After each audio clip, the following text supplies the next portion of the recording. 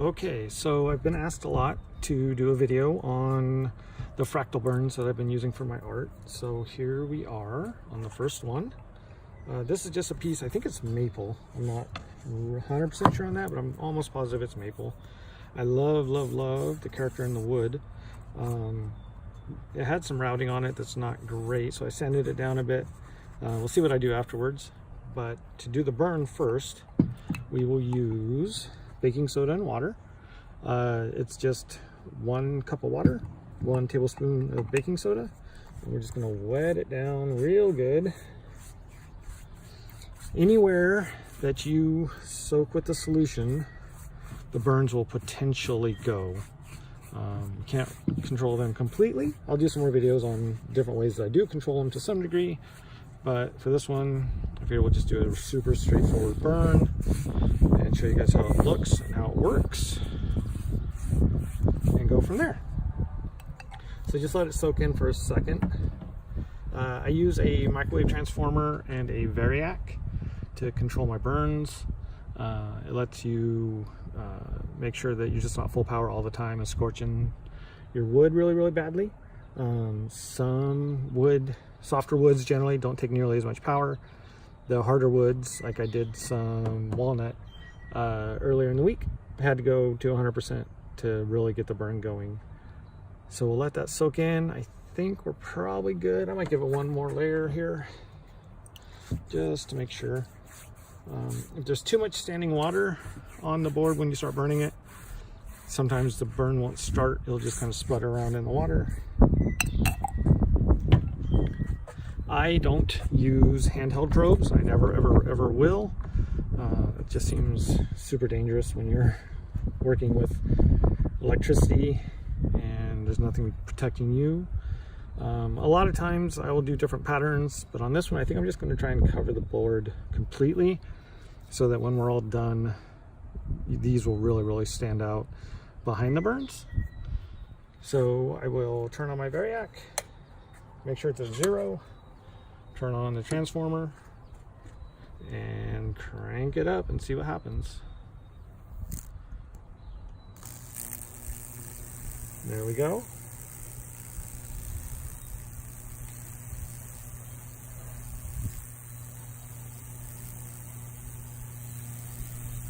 Oh, this is going to be awesome.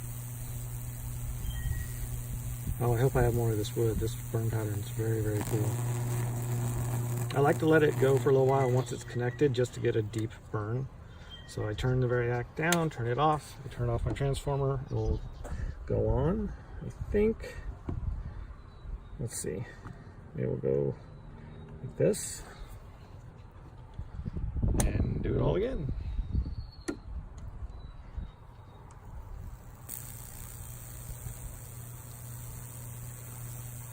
I never ever touch my probes when they're turned on. I stand away from it, turn everything off before I move anything.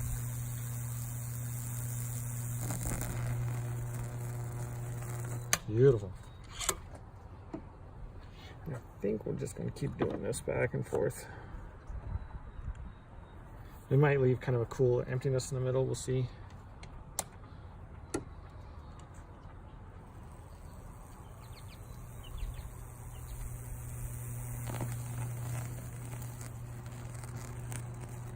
Now it's running all the way around, so we're gonna have to move it.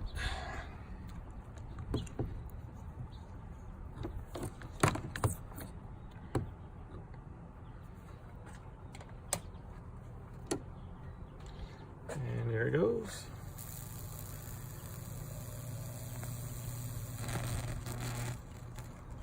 Yep, it just likes to go all the way around. This wood conducts the electricity super well. So we're gonna have to go away from those burns and do something different.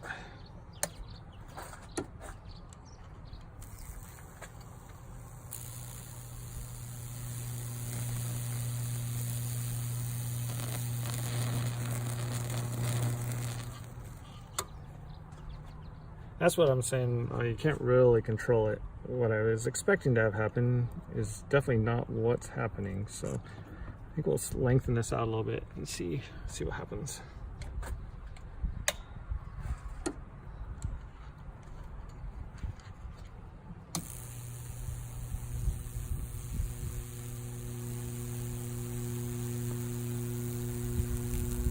The further away the probes are from each other, the deeper your burns are going to be.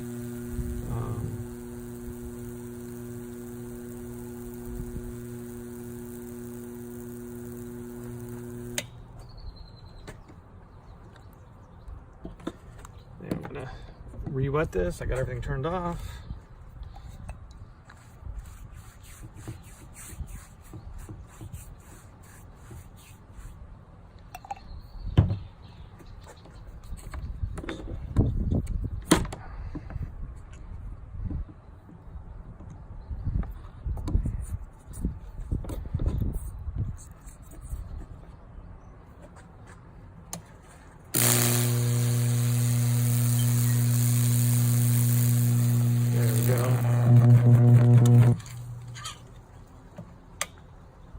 Oh, that's really cool. Off. Okay, well, the irony is I've done this 100 times and never had any issues. Do it the first time on camera and I'll pop a fuse on my variac. So I'm going to try and finish it without it and see how it goes.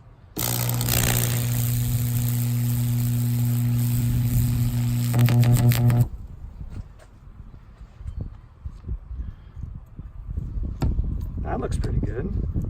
Definitely sparked up quick though.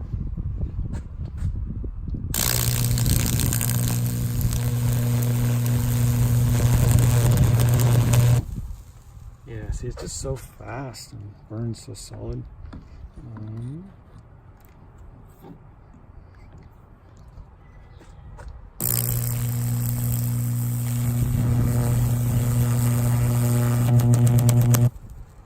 All right, I think that looks pretty good.